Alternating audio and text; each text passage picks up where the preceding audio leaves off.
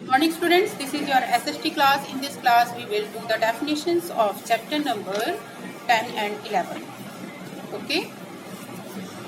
Your first definition is Ghaghara. Ghaghara एक dress है जिसको पहना जाता है. Definition is a long beautiful skirt is called Ghaghara. एक लॉन्ग लंबी और सुंदर सी जो स्कर्ट टाइप जैसे दिखती है वैसे ही होता है. कमर से पहना जाता है. कमर से नीचे तक में ये होता है. ऊपर जो है वो उसके ऊपर दूसरा पार्ट पहनने के लिए होता है, लेकिन कमर से नीचे तक के पार्ट में घाघरा होता है. नेक्स्ट जो डेफिनेशन है टर्बन. टर्बन यानी पगड़ी जिसको सर में हम पहनते हैं, सर के ऊपर के पार्ट में पहना जाता है. मोस्टली पंजाब और राजस्थान, महाराष्ट्र और भी अदर जो कुछ फंक्शंस होते हैं उसमें भी लोग इसको पगड़ी पहनना अपनी शोभा समझते हैं. ये एक शान का प्रतीक होता है. Definition is a head dress for man. A head dress for man is called turban. अंगरखा.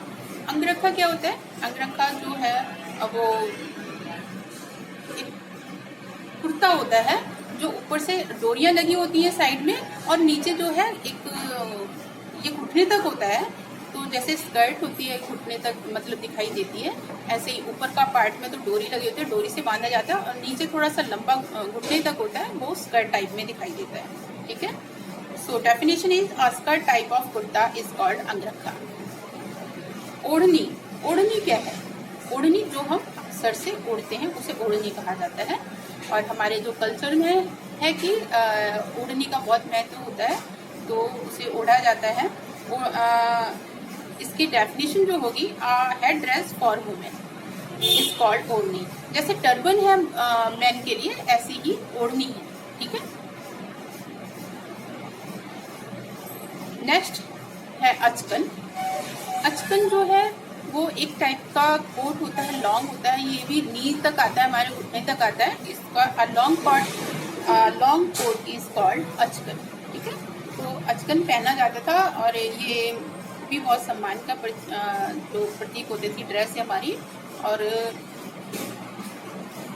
इसको पार्टी फंक्शंस में मोस्टली पहनते थे. यूनिफॉर्म. यूनिफॉर्म क्या है? यूनिफॉर्म आपको पता ही है, ड्रेस है. जैसे हम स्कूल जाते हैं तो हमारी ड्रेस होती है, उससे पता चलता है कि ये बच्चे स्टूडेंट्स हैं और किस स्कूल के स्टूडेंट्स हैं.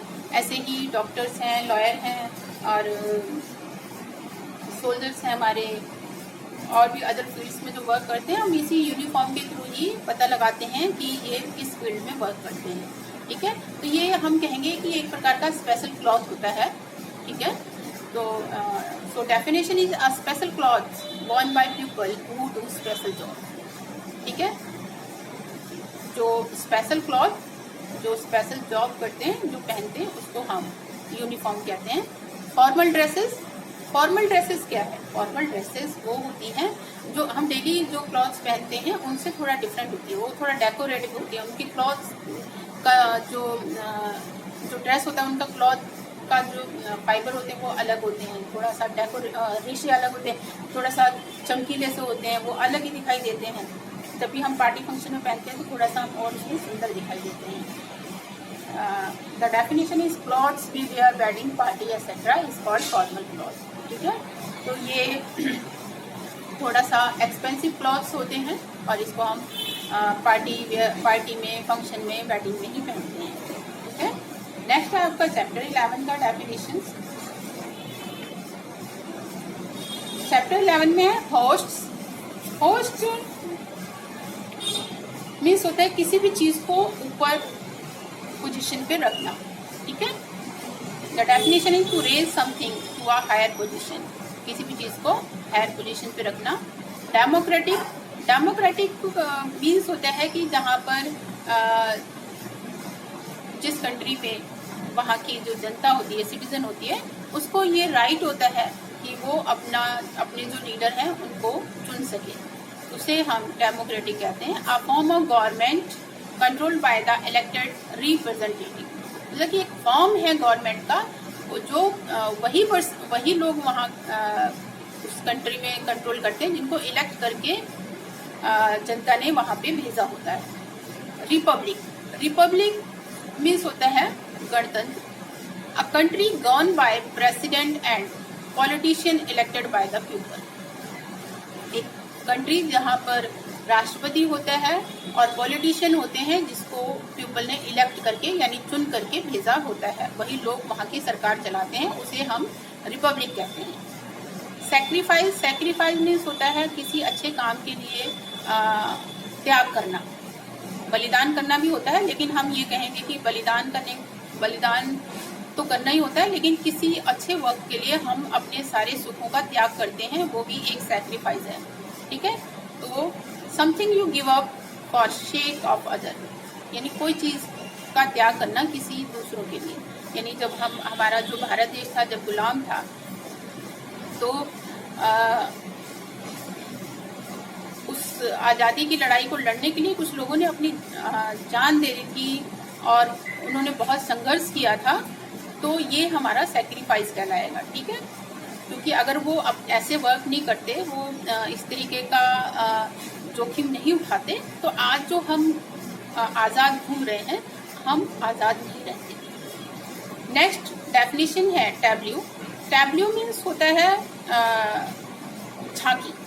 जिसे आप 26 जनवरी पे आप राजपथ भवन पे देखते हैं, राजपथ पर देखते हैं झांकी, अलग अलग स्टेट्स की होती है। वो अपने स्टेट के बारे में वो बता रही होती है, कुछ बोलती नहीं, उसमें कुछ बताया स्पीक आउट नहीं किया जाता, लेकिन हम उसे देख करके ही समझ जाते हैं कि ये उस कंट्री से रिलेटेड है या स्टेट से रिलेटेड है, और ये वो अपने बारे में या तो कुछ हमें बताना चाहते हैं सबको, वहाँ जो जितनी पब्लिक आई होती है उसको कुछ बताना चाहते हैं कि ये स्टेट है हमारा और ये स्टेट इस वजह से हम इससे बहुत ही ज़्यादा गौरवान्वित है, हम अपने आप को बहुत ही अच्छा फील करते हैं, क्योंकि हर एक स्टेट की अपनी अलग अलग क्वालिटी होती है। क्वालिटी क्या कहेंगे, अलग अलग क्या कहते हैं, गौरव है सबका अपना अपना, किसी न किसी चीज़ को लेकर के वो पॉपुलर है, तो उसी चीज़ को लेकर के फेमस जिस चीज़ को है वो उसी चीज़ को लेकर के वो रिप्रेजेंट करते हैं अपने को, और जिस तरीके से वो रिप्रेजेंट करते हैं, एक व्हील होता है उसी के ऊपर वो अपना झांकी निकालते हैं, उसको टैब्ल्यू कहा जाता है।